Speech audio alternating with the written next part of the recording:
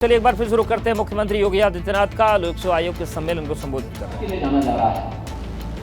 ये सभी आयोजन फिर से प्रारंभ हो गए हैं और हर एक इवेंट उत्तर प्रदेश के अंदर एक उत्सव में बदलता हुआ दिखाई दे रहा है। ये प्रयास जब भी होता है ये इसलिए हम सफल हुए क्योंकि उत्तर प्रदेश की हमारी प्रशासनिक टीम ने न केवल जनता के प्रति संवेदनशीलता के साथ बल्कि पूरी प्रतिबद्धता के साथ उसे ओन किया।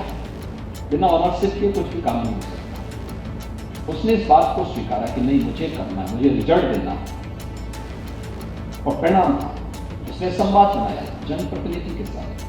क्योंकि यहाँ तो पहले रोज मारपीट होती थी, अधिकारियों में जनप्रतिनिधियों में गाली गलौज होती थी। अब आप देखते होंगे कोई शिकायत नहीं। एक संवाद, जो संवादहीनता थी, लोकतंत्र को बिना संवाद के हम आगे नहीं बढ़ा सकते। आज ये संवाद कायम हुआ, लोगों के मन में एक विश्वास पैदा हुआ है। जो पुलिस कभी लोगों के लिए भय और आतंक का कारण बनती थी, आज जनता को उसके प्रति ये भाव दिखाई देता है कि नहीं, ये मेरी सुरक्षा का कारण है, मुझे सुरक्षा प्रदान करेगी। शिक्षक जो प्लान करते थे, नहीं आते थे, स्कूल नहीं आते थे। अब आश्चर्य करेंगे, उत्तर प्रदेश बेसिक शिक्षा परिषद में 2017 के पहले केवल 1,34,000 बच्चे थे, 1,34,00,000 बच्चे थे। आज उनकी संख्या बढ़कर के 1,91,00,000 है और 1,91,00,000 बच्चों के लिए राज्य सरकार के स्तर पर सुविधाएं दी गई हैं। लेकिन जो हमारे पास 1,56,000 बेसिक शिक्षा परिषद के स्कूल थे, इन स्कूलों की स्थिति बहुत खराब थी, जर्जर थे, टॉयलेट नहीं थे, फ्लोरिंग नहीं थी, पेयजल की व्यवस्था नहीं थी, बालिकाओं का ड्रॉप आउट रेट बहुत ज्यादा था, 60% से अब था। आज उसी शिक्षा विभाग के अधिकारियों ने प्रशासनिक अधिकारियों के साथ और जनप्रतिनिधियों के साथ मिलकर के उनमें से 1,40,000 से अधिक विद्यालयों को ऑपरेशन कायाकल्प के माध्यम से अच्छी फ्लोरिंग दे दी, अच्छा फर्नीचर दे दिया, स्मार्ट क्लास दे दिया। आपने देखा होगा कल चित्रकूट के जिलाधिकारी को आदरणीय प्रधानमंत्री जी ने दिल्ली में सम्मानित किया। चित्रकूट जनपद, वहां पर भी ऑपरेशन कायाकल्प के माध्यम से, जो जनपद पहले एस्पिरेशनल डिस्ट्रिक्ट था, आकांक्षात्मक जनपद था, उस जनपद में आज कितना परिवर्तन है। आज जाइए वहां दूर दराज के कोल बाहुल्य किसी जनजातीय गांव में जाइए, आज वहां पे बच्चे स्मार्ट क्लास के साथ अपनी डिजिटल लाइब्रेरी के साथ बैठे होंगे, बेसिक शिक्षा परिषद के बच्चे। ये परिवर्तन उसी शिक्षा विभाग के लोग, जो शिक्षक पहले स्कूल में ही जाता था, आज अपने विद्यालय के कितने दायित्वों का निर्वहन करता हुआ दिखाई देता है। और इससे से हम लोगों की बहुत बड़ी जिम्मेदारी बनती है। टीम, अगर प्रशासनिक टीम चाह ले तो परिवर्तन हो सकता है, तो परिवर्तन के वाहक बन सकते हैं। उस परिवर्तन के वाहक के लिए उस प्रकार का चयन की प्रक्रिया के साथ जुड़ना, और यह आपकी लीडरशिप में ही चयन की प्रक्रिया पूरी होगी। और मुझे लगता है कि समय आ गया है कि हम देखें वास्तव में जिसका हम चयन कर रहे हैं, ठीक बात है, ब्रिलियंट हो, अच्छी बात है, साथ बुद्धि तो हो, लेकिन और केवल नकल के साथ साथ उसमें अकल भी हो, कार्य करने की एक सामर्थ्य भी हो, लीडरशिप का गुण भी हो, निर्णय लेने की सामर्थ्य भी हो, और आम जनमानस के बीच में कॉमन मैन के प्रति उतना ही संवेदनशील भी हो। क्योंकि एक संवेदनशील प्रशासन ही जन विश्वास का प्रतीक बन सकता है। संवेदनहीन व्यवस्था, लोकतंत्र में हम आम जनमानस की उपेक्षा नहीं कर सकते, उसकी अनदेखी करके हम किसी व्यवस्था को सफलता की ऊंचाइयों तक पहुंचाने की कल्पना कर रहे हैं। यह एक दुस्वप्न जैसा होता है, इसको कभी नहीं कर सकते। हमारा प्रयास होना चाहिए अधिकाधिक संवेदनशील, जनता के प्रति संवेदनशील, एक गरीब के प्रति संवेदनशील, उसका नाम, उसकी जाति, उसका मत, उसका मजहब पूछे बगैर उसको न्याय मिलना चाहिए, उसको शासन की योजनाओं का लाभ हर हाल में मिलना चाहिए। हम भेदभाव उस विषय उसके साथ नहीं कर सकते। ऐसा प्रशासन जब रहेगा तो जन विश्वास का प्रतीक बनेगा। आप देख रहे हैं उत्तर प्रदेश के अंदर इतनी बड़ी व्यवस्था है।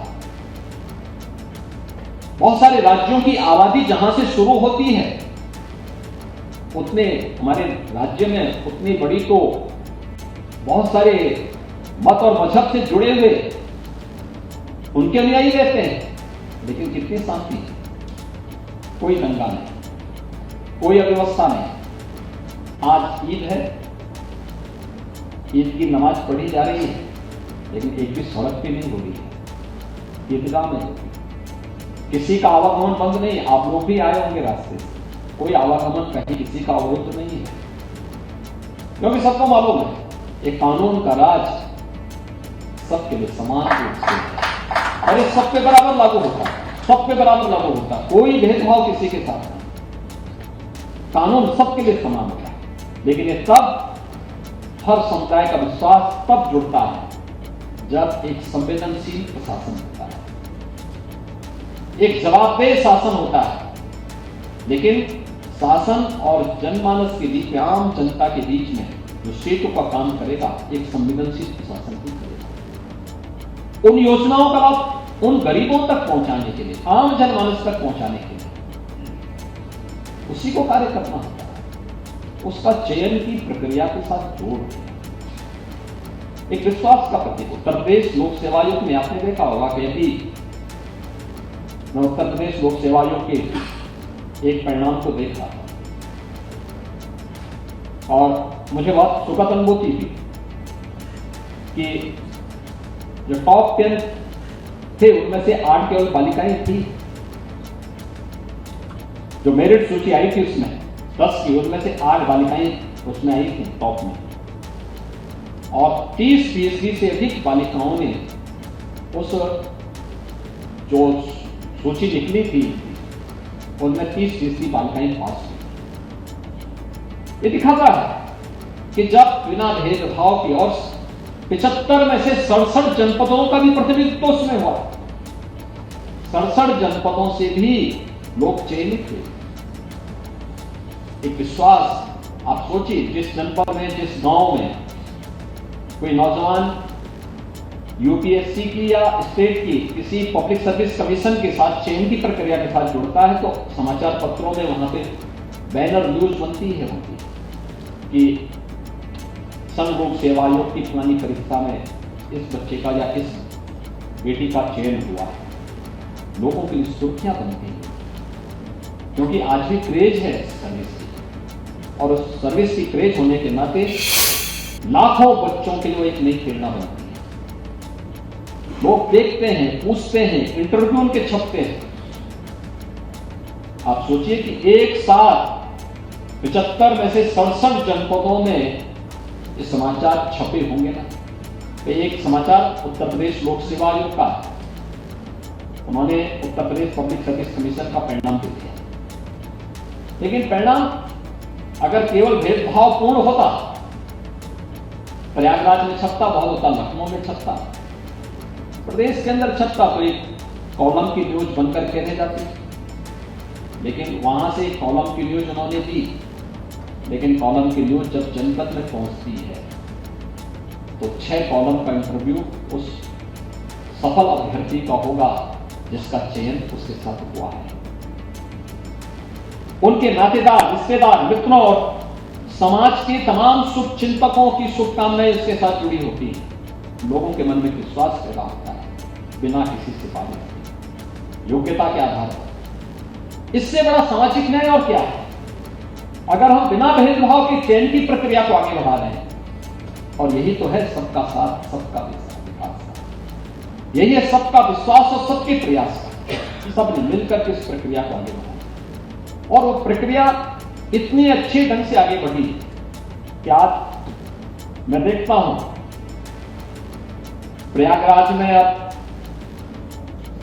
लोक सेवा आयोग के कार्यालयों का घेराव नहीं होता है।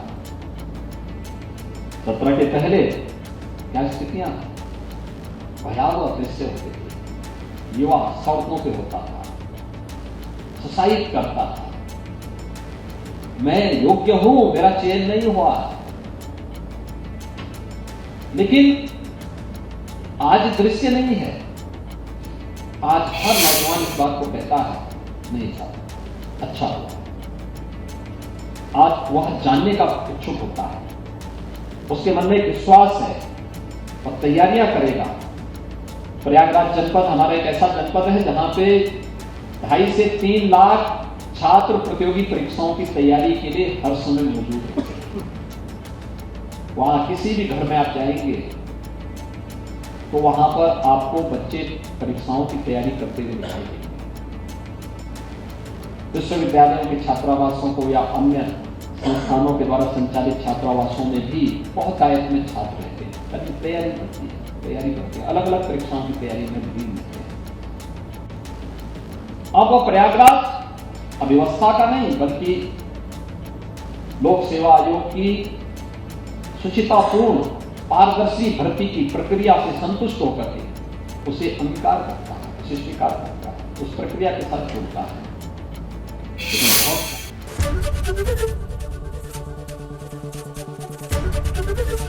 एबीपी गंगा, खबर आपकी, जुबान आपकी।